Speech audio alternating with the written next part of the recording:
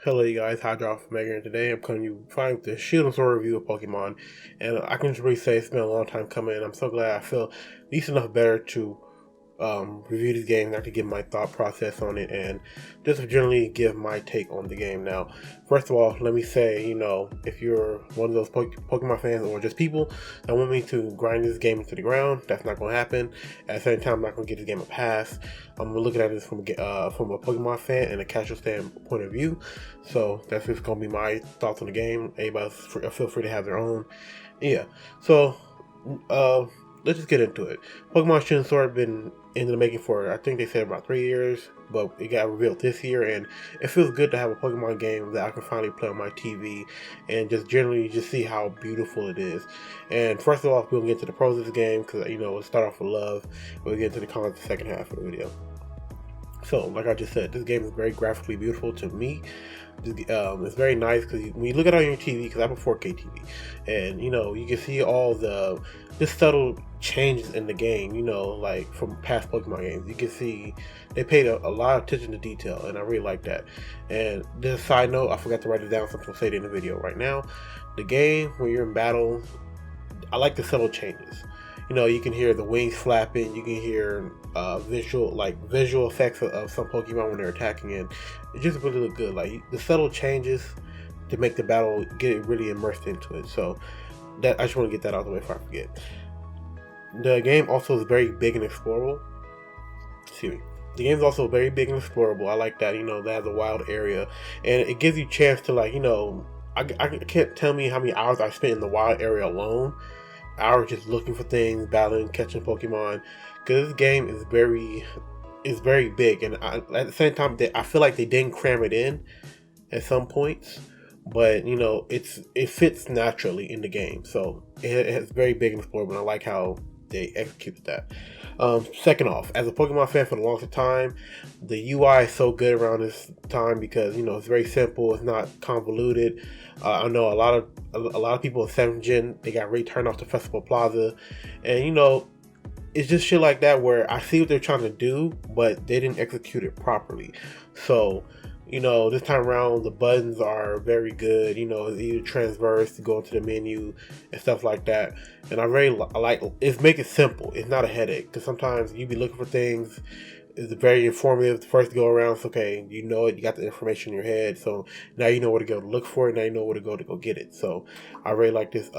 This time around with the better UI and information giving.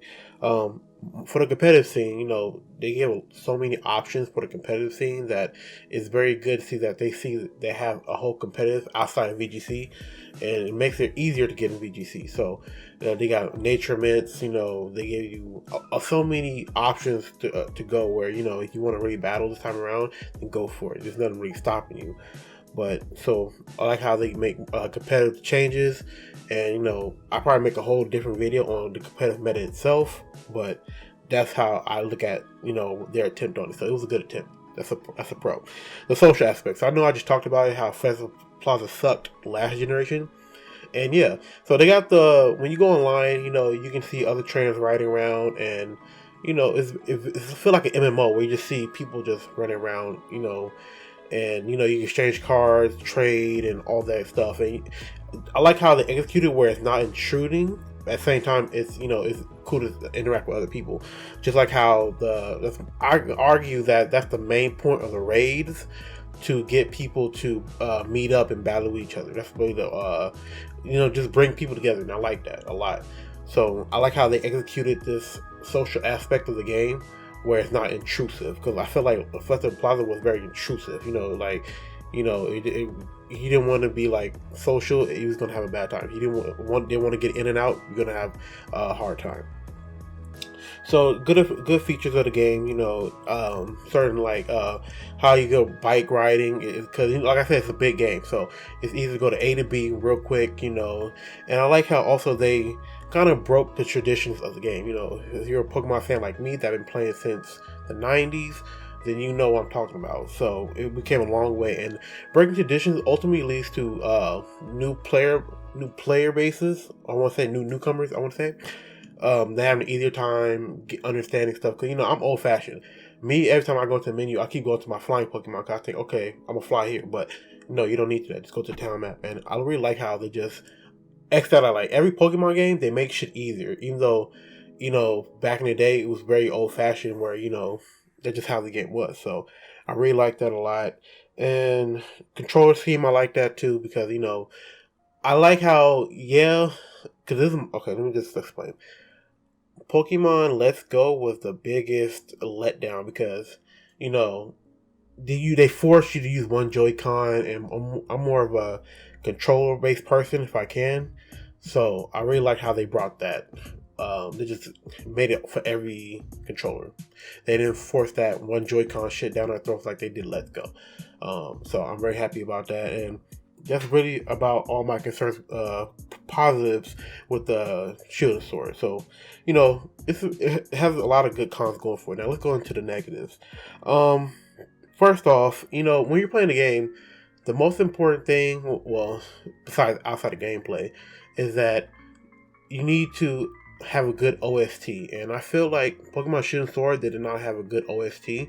And a lot of people don't realize how OST is important because a lot of those memorable moments come from the music alone. A lot of those memorable battles, they come from music alone. Because, when you're in especially the Pokemon games, when you're in the wild and you're going to be battling like what? A lot of Pokemon throughout your gameplay. You probably might run into like 150 throughout your regular gameplay. So you're going to hear that wild trainer theme constantly. And by the way, I think the wild trainer theme is kind of okay, but I'm just giving a perspective. Like how, you're battling a certain trainer or your rival, you're going to hear that theme a lot. So, and I feel like, a lot of the themes in the game that's reoccurring, they weren't really that good. A lot of the things I actually liked it was mostly in the lobby or something like that, or, outside of what you wouldn't hear constantly. So that's kind of and I'm gonna give Pokemon some points, because they've been making good ass OST for years. So I'm gonna give them the benefit of the doubt. Okay, they messed up. I'm not a fan of it. And it's just me personally. So, and also story wise, I'm not gonna spoil it, but I felt like ever since Gen maybe 5 or 6, hell, even maybe in 5, yeah, let's just go like that. You know what? You keep it at Gen 8 because, it's really prevalent how they did it this time. But what I'm trying to say is every time you go into the gym and you just beat it or something like that, somebody always walking up to you. They don't really let you explore. And, that kind of sucks because, they got roadblocks and X, Y, Z. And it just, sometimes you don't want to deal with stories. Sometimes you just want to just go X, Y, and Z. But no, they want to, okay, let's go here. Let's go here. Let's go here. Let's battle. Let's battle. Let's battle. And it's like, you fight your rival at least like 25 times in the game, and that's just so much compared to the last game. Like, I don't want to battle you all the time, especially like, don't get me wrong, he has your rival has decent mons, and it's just you see him too much. It's too frequent, and some like I said, I won't spoil it, but some of the stuff that they was telling you like during those segments, it don't even comply with your main goal in the game. So it's mostly just like side stuff that really wasn't important in the grand scheme of things. And I know I wasn't going to talk about the nitpicking and the animations, but I kind of didn't like how, Game Freak, they would use that same howl/hop animation where he just charges his key up. Like, it's okay to let him stand. Why he can't just stand like everybody else? He's not that energetic, and, just, ugh. But anyway, that's just me. I kind of got annoyed with that too. But yeah, so the babysitting got kind of old and tired very quickly, and the Game Freak got to get out of that. Like, okay, I get it, I can read. Because the crazy part is, the map, they tell you where to go. In the UI, in the menu UI, they tell you where to go, where your next destination is. So like, I don't need them running up to me. Like, just do it like how other RPGs do, where okay, go here if you want to continue your main story, or go here if you want to do the side quest. And speaking of, we'll get to that later, but in the game, for the most part, I feel like, and a lot of people felt like this too, the game kind of didn't really give you good items till end game, and that kind of sucks because it's like, it's like if you don't have all your resources, then how you expect to excel at the game, especially for veteran players like myself, where we know what we're doing. But why do I have to wait till like damn near the last gym just to buy Ultra Balls? That's something way different, and it's kind of annoying, and I hated that. Like the items are bad, and it don't help that a lot of the overworld items they're not that good either, especially the TMs. I didn't really like that. So post game. Let's talk about post game. Post game, for the most part, it's kind of bland. Outside of, I'm not going to speak on because it's going to be spoilers, but it's kind of bland. And and I get it. Most first version games, they only have like the battle tower. But for a game that's so big and ambitious, it should have like a little bit more. It's like, yeah, you do a little bit chunk of the story after everything's all said and done, but I kind of felt like they could have put a little bit more in.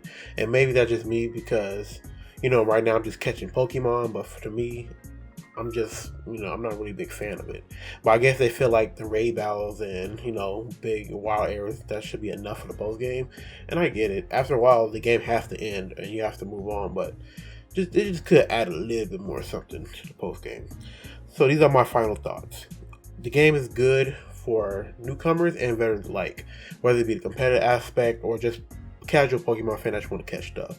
And this game is very rough around the edges to the point where I think it's going to be a rough start. Cause I know this game had a lot of controversy. I even have my nitpicks with it, but it's just the beginning. And like I've been telling people online, I feel like Gen 4 remakes, if they ever do come, they gonna get it right and it's gonna be good. Because they gonna see what they did wrong, they gonna see what people didn't like and all that stuff. And then we did get retrained versions like they did Ultra Sun, Ultra Moon. And for the love of God, if they do that, then hopefully they make a whole new story. Because side note, Ultra Sun, Ultra Moon really didn't have to buy it. It was like, okay, you could have just put that as DLC, but that's neither here or there. But it's a good game from the start, and you should really play it and get taste for the game. It's a whole different adventure type of round, and it's very much worth your money. So that's the end of my review. I hope you guys enjoyed this game. I'm enjoying it. I'll be doing Wi-Fi battles and other content on my other channel, Hydra the Alpha Gamer. I'm going to leave a description link below. And that's just it. Let me know what you think in the comments below. What you give the game. Did you play it? Did you buy it? Or are you skipping out it? And that's really about it. But other than that, this is Hydra Alpha Omega. Have a good day. Goodbye.